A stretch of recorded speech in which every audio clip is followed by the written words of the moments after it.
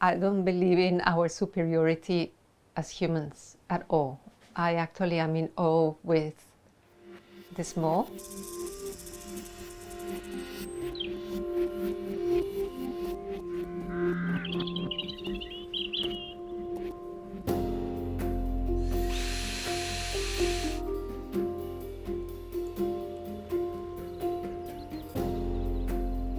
Well, I never thought I could be an artist because I didn't know how to draw.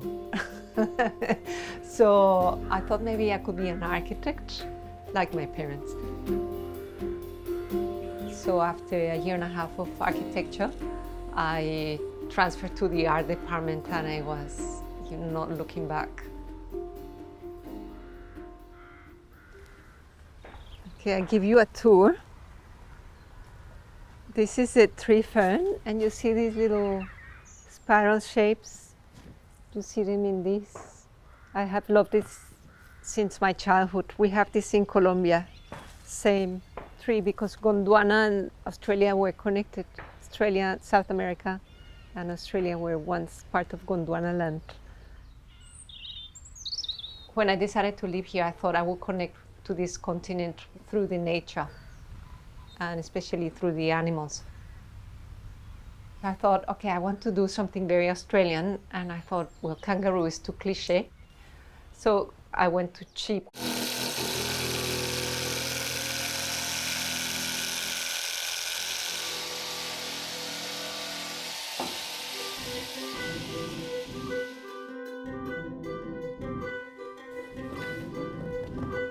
The next animal that I chose to work with was emu.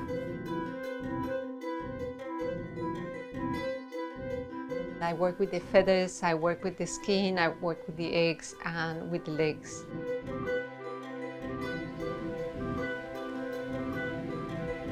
I never imagined moving to Australia.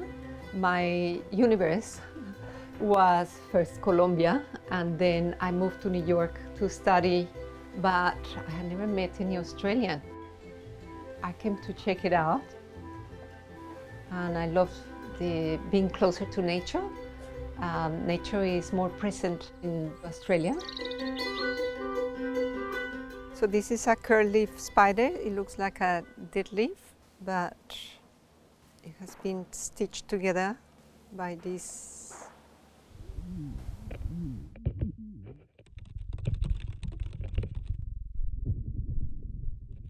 I love working at the edge of perception. What fascinates me about the small is that it's even more complex than big. I work with live animals, including live fleas. Ladies and gentlemen, we're here today to see the smallest show on earth. Flea Circus was a very transformative project. It completely changed the way I made art. It became narrative, it became humorous. It was about parallel worlds. Fleas are big enough so you can see them with your plain eye. So it was really at the edge of perception, and I loved that space.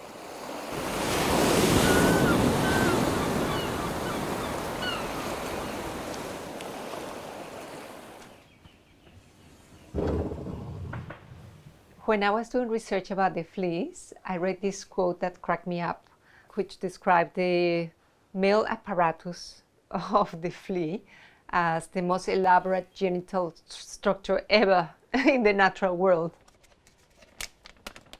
Decades later, I was looking for a new project, a new direction, and I remembered that quote. I went to the library at the Australian Museum, which is the Museum of Natural History, and I spent a whole summer going book by book looking for the reproductive organs of all sorts of creatures. And what I found really opened my eyes this big. Humans, we need to be more humble. There was so much diversity, so much complexity. So I thought, well, this is not just one piece, this is a museum.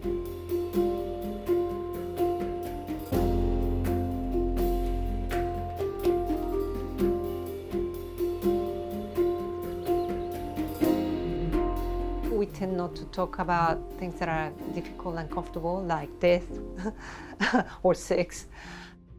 I lived through one of the most violent and dangerous eras in Colombian history.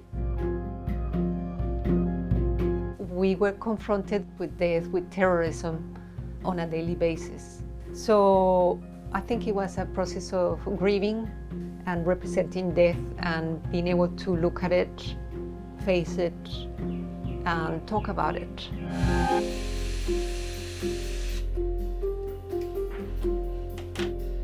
For me, art is freedom, and of course it's informed by the natural world.